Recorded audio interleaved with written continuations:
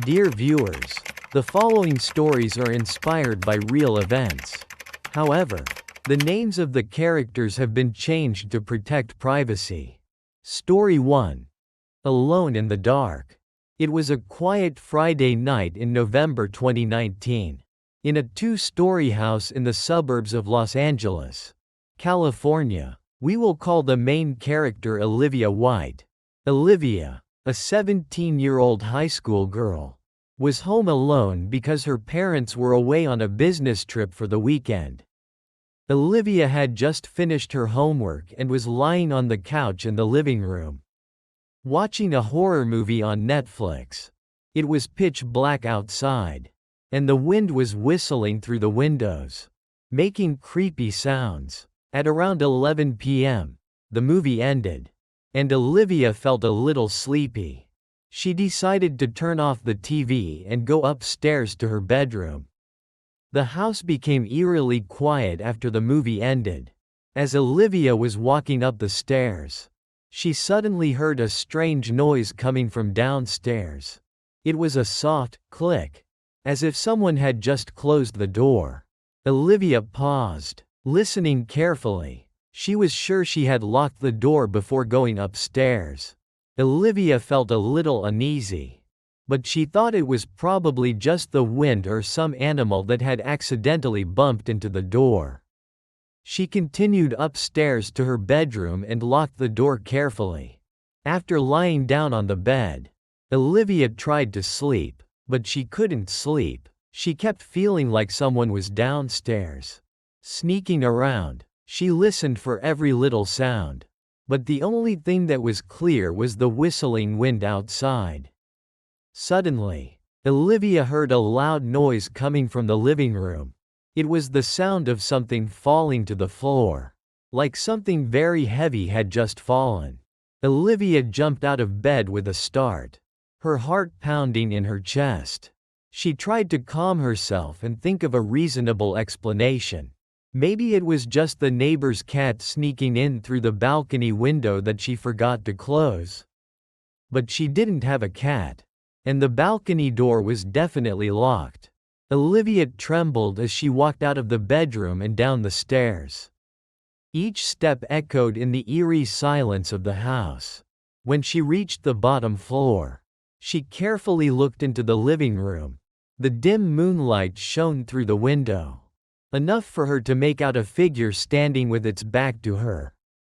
Right in the middle of the living room, Olivia stood frozen at the top of the stairs, her heart stopping. The figure in the living room was still standing still, with its back to her.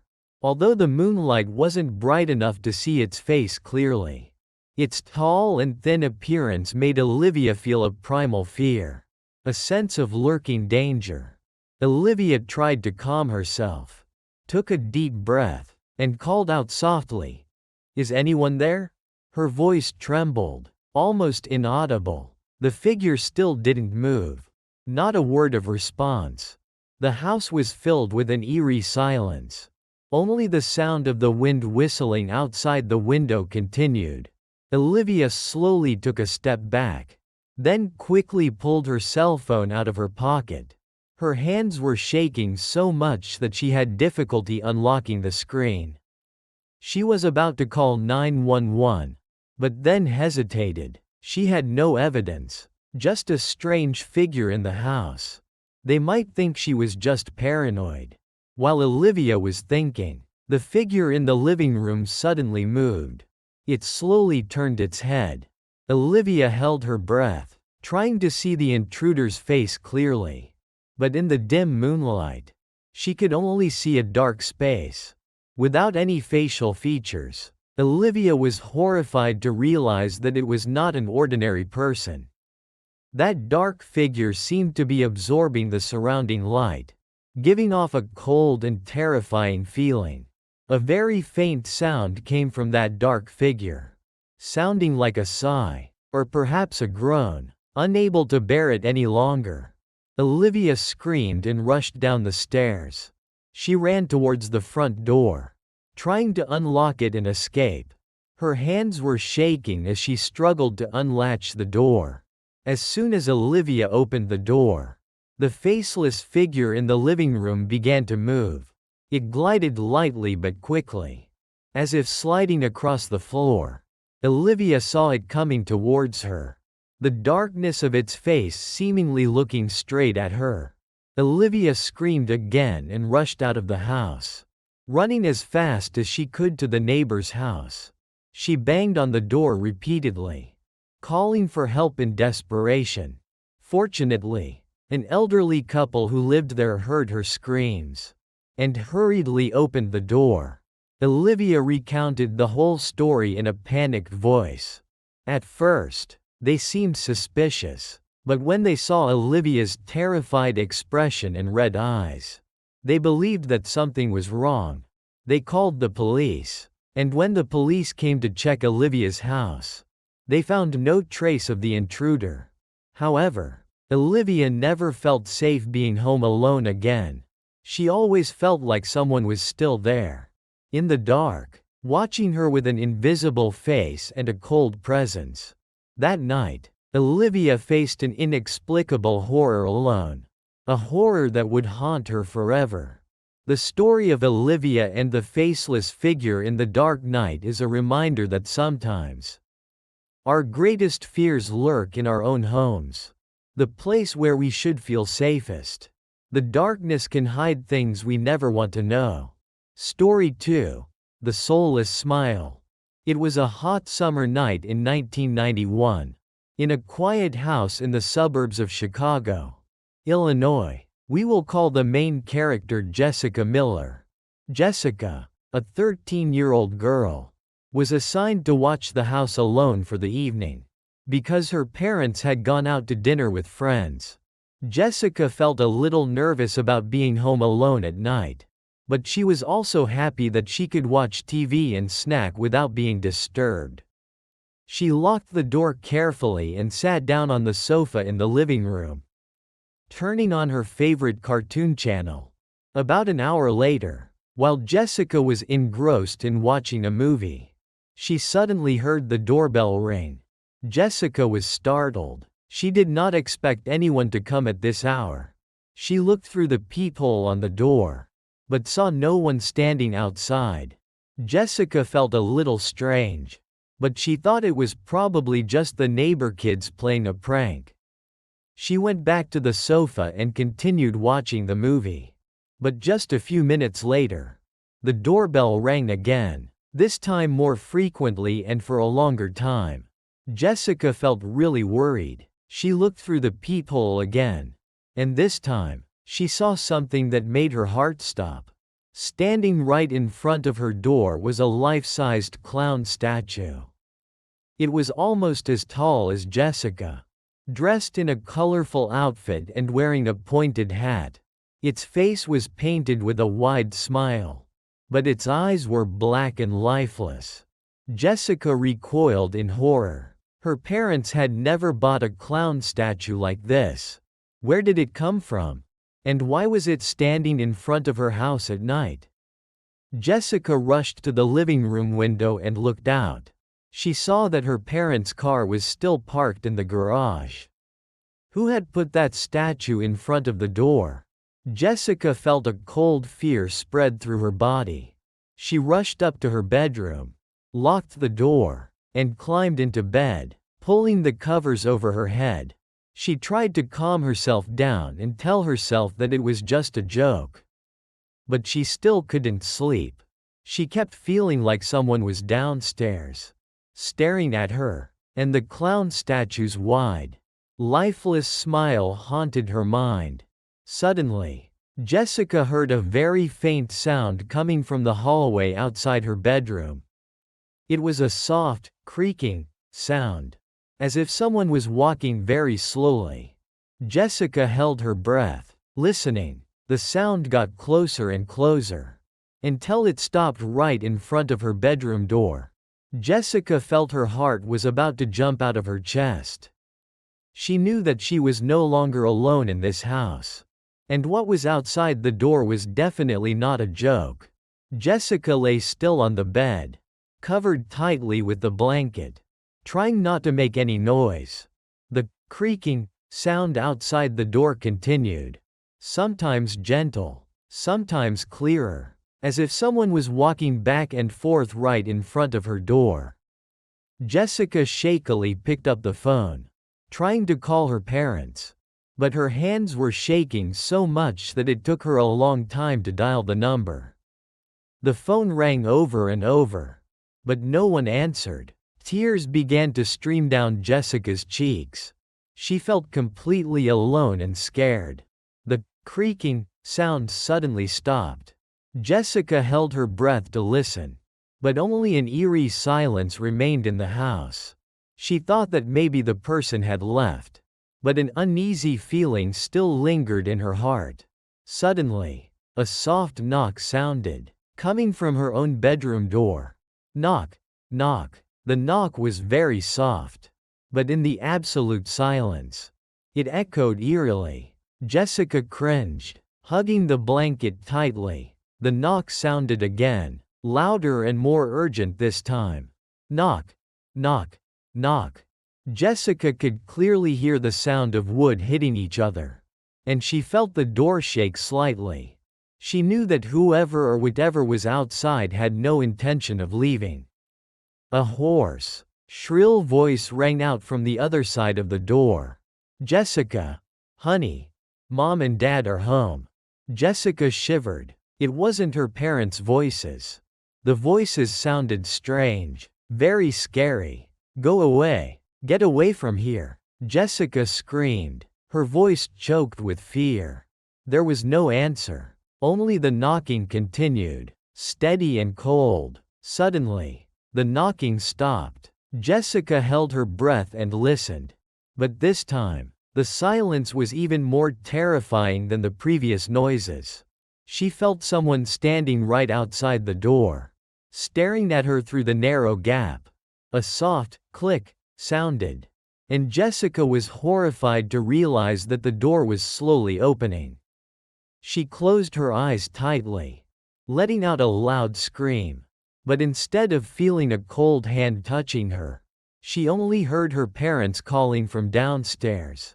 Jessica? What's wrong? Why are you screaming? Jessica slowly opened her eyes.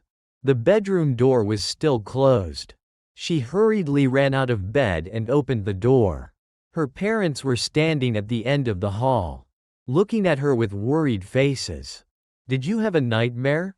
Her mother asked. Jessica shook her head, tears still streaming down her cheeks. The little girl couldn't explain what she had just experienced. When the family went downstairs, they suddenly realized that the front door was wide open, and the creepy clown statue that Jessica had seen earlier was gone. No one knew where it went, or why it appeared there. But for Jessica, that night became a terrifying memory. A haunting of a soulless smile and a cold knocking on the door in the dark. The story of Jessica and the clown statue is a reminder that sometimes the nameless fears are the scariest. Strange things can happen right in our own homes. And sometimes, we never know where they come from or what they want. Story 3. Midnight Call. It was a rainy Tuesday night in March 2003. In a small house in the suburbs of Philadelphia, Pennsylvania. We will call the main character Karen Adams. Karen, a woman in her 30s, had just sent her husband off on a business trip and was home alone. Karen felt a little lonely when her husband was away, but she also liked the quiet of the house when she was alone. She carefully locked the door, turned off all the lights downstairs, and went up to the bedroom on the second floor. After reading for a while, Karen began to feel sleepy. She turned off the night light and fell into a dream. At around 2 a.m., Karen was awakened by the ringing of the phone. She rubbed her eyes and reached for the phone on the nightstand. The screen displayed an unfamiliar number that she did not recognize. Karen hesitated a bit, but then decided to pick up the phone. "Hello?" she said softly. The other end of the line was silent for a long time. Then a hoarse, Unfamiliar voice rang out. I know you're alone. Karen sat up in bed with a start. Who is it? Who are you? What do you want? The voice on the other end continued. Its voice cold and terrifying. I'm looking at you. Karen felt a chill run down her spine. She quickly looked around the room, but saw no one. What are you talking about? Who are you? If you don't tell me, I'll call the police. The other end was silent for a moment. Then a snort rang out. Just call. I'll wait. Then the call ended. Karen tremblingly put down the phone. She felt extremely scared. Who just called her? How did he know she was alone? And what did he intend? Karen hurriedly turned on the night light and ran out of the room. She went downstairs, checked all the doors and windows, made sure they were all locked. But even after checking carefully, she still couldn't feel at ease. She went back to her bedroom, locked the door, and sat against the wall, trying to calm down. She knew she shouldn't panic, but the stranger's cold words kept echoing in her head. A moment later, the phone rang again. Karen looked at the screen. It was still the same unknown number. She hesitated for a moment, then picked up the phone again. Hello? This time, the other end of the line was completely silent. Karen listened, only hearing the soft, steady breathing on the other end. The breathing sounded very close, as if someone was standing right outside her door. Karen felt her heart stop. She knew that she was no longer alone in this house. And the person on the other end of the line, he didn't just want to scare her. Karen hung up the phone tremblingly. But the steady breathing on the other end of the line still haunted her mind. She felt like someone was really close. Maybe right outside this house, silently watching her every move. Karen hurriedly turned on all the lights in the bedroom, trying to dispel the darkness that was enveloping her. She looked out the window, but the pitch-black night revealed nothing. Only the raindrops were still falling heavily, creating a steady and monotonous sound. The phone rang again, still an unknown number. This time, Karen decided not to pick up. She put the phone down on the table, trying to cover her ears to block out the ringing. But the ringing seemed to echo in her head, getting louder and louder. Finally, unable to bear it any longer, Karen picked up the phone. I told you not to call again, she shouted, her voice filled with anger and fear. But the other end of the line was still silent. Only the steady, cold breathing continued. Karen felt like she was going crazy. She hung up, threw the phone on the bed, and hugged her head tightly. A soft noise came from downstairs, the sound of the floor creaking. Karen startled and raised her head. She was sure she had locked the door carefully. There couldn't be anyone downstairs. Karen tiptoed out of the bedroom, down the stairs. Each of her footsteps echoed in the eerie silence of the house. When she reached the ground floor, she looked around carefully. Everything was still dark, but she could feel a strange presence in the air. Suddenly, a dark figure passed through the hallway, right in front of Karen. She screamed in terror and backed away. The shadow disappeared quickly, but Karen caught a glimpse of a tall, thin figure. Karen rushed out of the house, rushing to the neighbor's house in a panic. She banged on the door repeatedly, calling for help in desperation. Luckily, the neighbor heard her screams and opened the door. Karen told the story in a voice filled with fear and tears. The neighbor called the police, and when they came to check Karen's house, they found no trace of the intruder. However, Karen never felt safe staying home alone at night again. She always felt like someone was still somewhere, in the dark, watching her and waiting for the next call. The story of Karen Adams and the Midnight Call is a reminder that sometimes the invisible fears are the scariest. Mysterious calls and the feeling of being watched can instill a deep terror in our minds, making us never feel safe in our own homes again. If you find this story creepy and want to hear more similar stories, don't forget to like, share and subscribe to my channel. Thank you for listening.